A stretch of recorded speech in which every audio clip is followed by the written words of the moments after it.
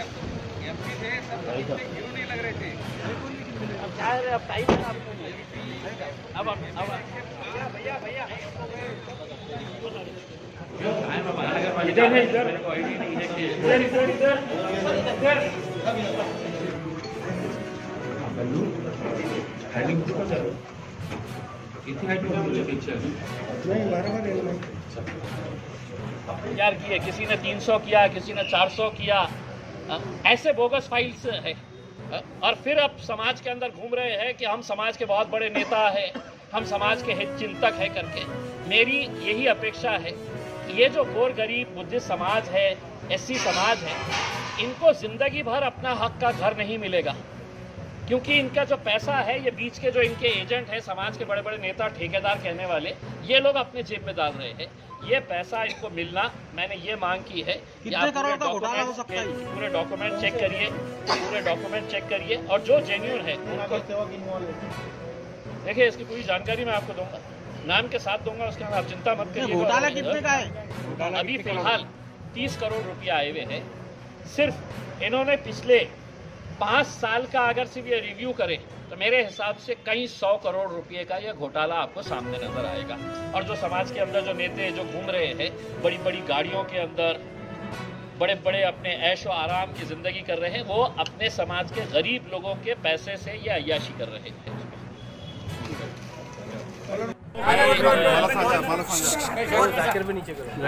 कमाई घरमोल योजना यार नीचे लो ना यार तुम मेरी इसमें आराम पूरा नीचे लो मोबाईल नीचे लो यार नीचे लो तुम्हारा मोबाईल। ही खूप एक चांगली स्कीम आहे की ज्याच्यामुळे गोर गरीब जे एससी समाजातले लोक आहेत त्यांना आपल्या हक्काचा घर मिळावा यासाठी ही स्कीम सुरू करण्यात आली होती।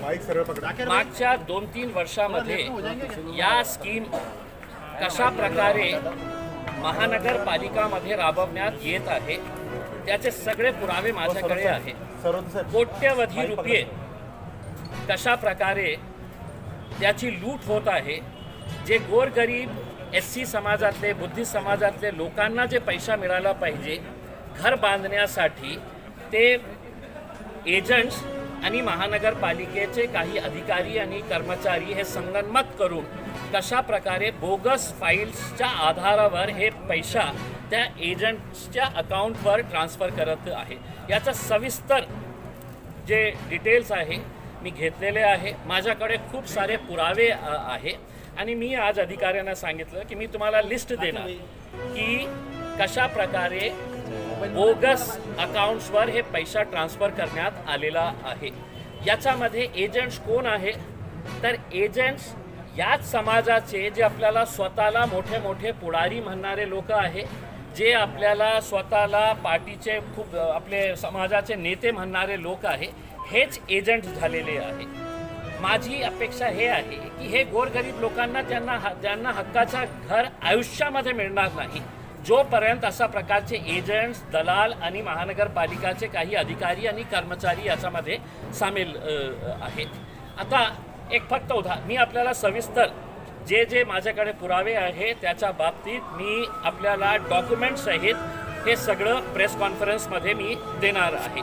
फक्त तुम्हाला एक उदाहरण सांगतो की जेव्हा हे आपल्याला फाईल्स तयार करण्यात येतं की कोण कोण बेनिफिशरीज आहे कुणाला हे पैसे मिळायला पाहिजे त्याच्यासाठी महानगरपालिकाने एक टेंडर काढलं की आपल्याला एक एजन्सी मार्फत हे सगळं करायचं आहे।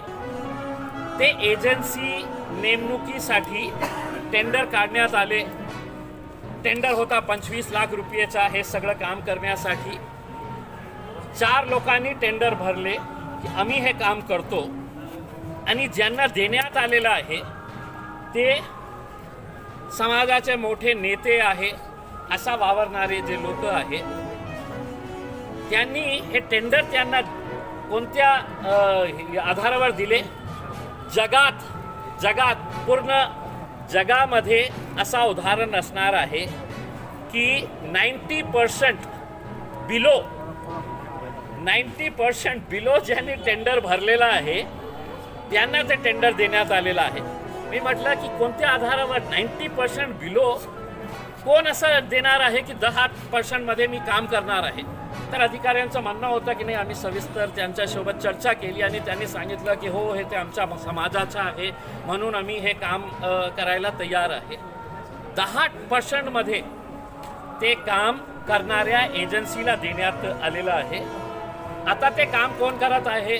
ते या शहरातले 2 एक्स कॉर्पोरेटर्स आहे, ते हे सगळं काम करत आहे. आणि बोगस फाईल्स कशा प्रकारे कोणत्या दुसऱ्या शहरामध्ये राहणारा माणूस त्याचा ॲड्रेस इथे दाखवण्यात आलेला आहे.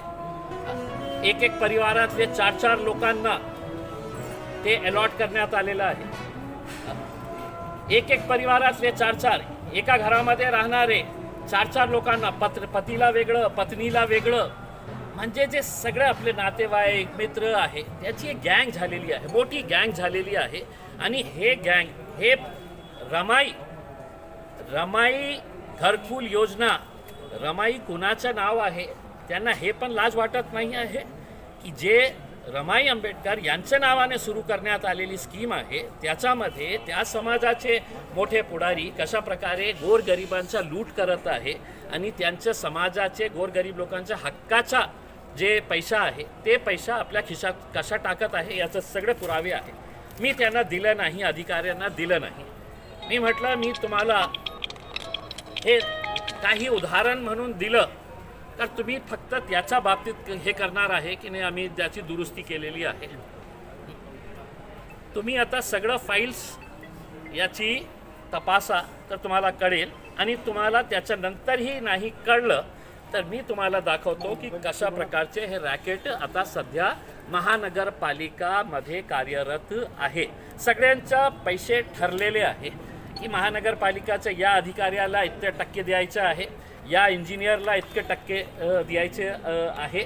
आणि काही नेते मंडळी जे आहे त्यांचा सगळ्यांचा हिशोब ठरलेला आहे. तुम्ही एक फक्त उदाहरण म्हणून हे घ्या की 2.5 लाख.